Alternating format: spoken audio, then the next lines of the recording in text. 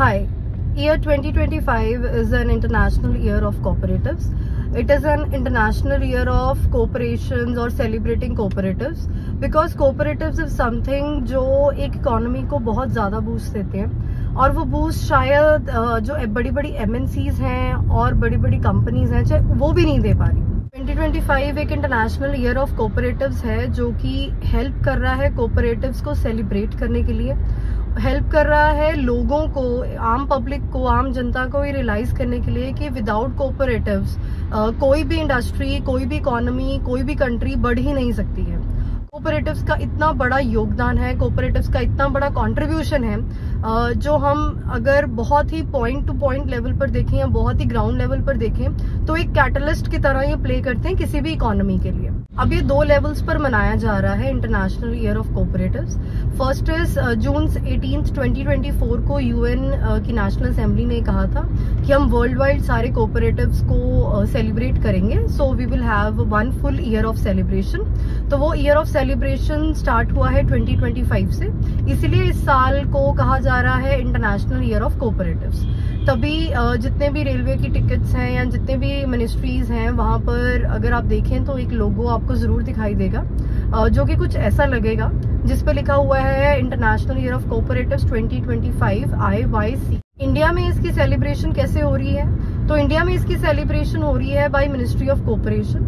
हमारे पास पहले कोई भी मिनिस्ट्री अलग से कोऑपरेशन के लिए नहीं थी, कोऑपरेटिव्स के लिए नहीं थी, बट 2021 में हमारी भारत सरकार ने मिनिस्ट्री ऑफ कोऑपरेशन पर्टिकुलरली बनाई है जो कि हेल्प कर रही है कोऑपरेटिव्स को फॉस्टर करने के लिए, ग्रोथ के लिए। उनको अगर कोई दिक्कतें आ रही हैं उन दिक्कतों को दूर करने के लिए कुछ रूल्स एंड रेगुलेशंस उनके लिए सेट किए हैं ताकि वो बहुत अच्छे से अपने हिसाब से काम कर पाए और एक कैटलिस्ट की तरह प्ले कर पाए। इंडिया में हर एक स्टेट को रिस्पॉन्सिबिलिटी दी हुई है कि हर एक स्टेट ने अपने लेवल पर कोऑपरेटिव्स को सेलिब्रेट करना है। जैसे अगर हम पंजाब की बात करें तो पंजाब में अगर मैं सबसे बड़ा कोऑपरेशन या कोऑपरेटिव देखती हूँ तो वो वेरका है।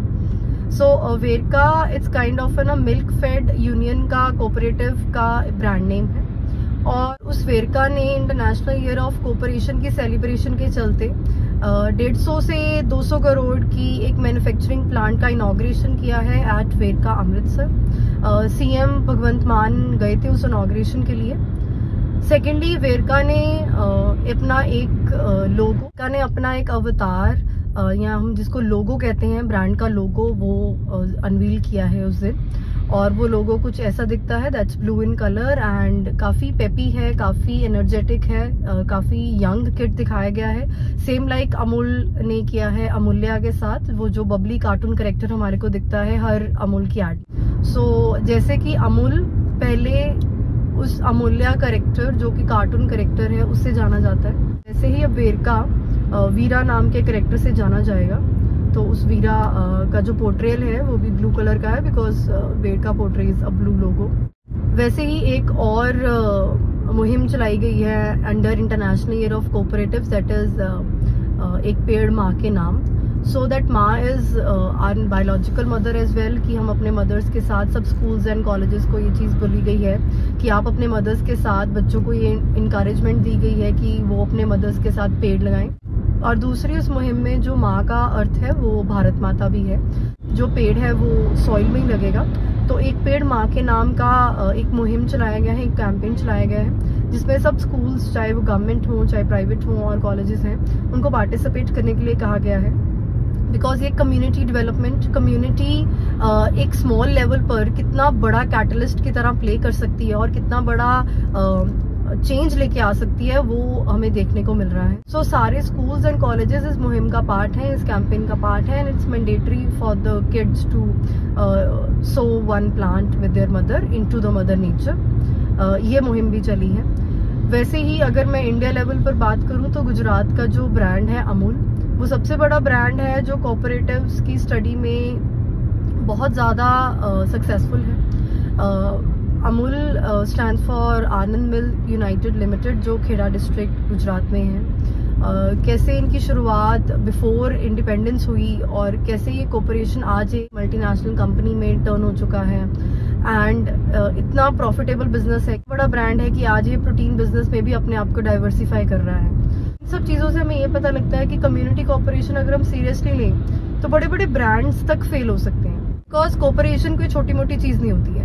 कोऑपरेशन मीन जब इकट्ठे होकर कोई काम किया जाता है तो उसका जो सिनर्जी इफेक्ट आता है उससे चेंज आता है। So that is the year of international year of cooperatives that world wide and as well as India is celebrating. India के लिए ये कोई बड़ी बात नहीं है।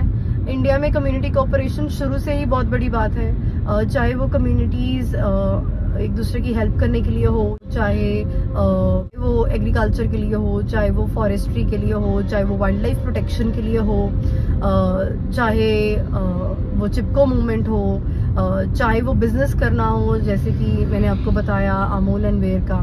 सो we have already been a social community only, Indians particularly. सो हमारे लिए हम इसको सेलिब्रेट करें, अपनी इस हिस्ट्री को प्राइड से लेके जाएं आगे। सो that is the international year of cooperatives 2025।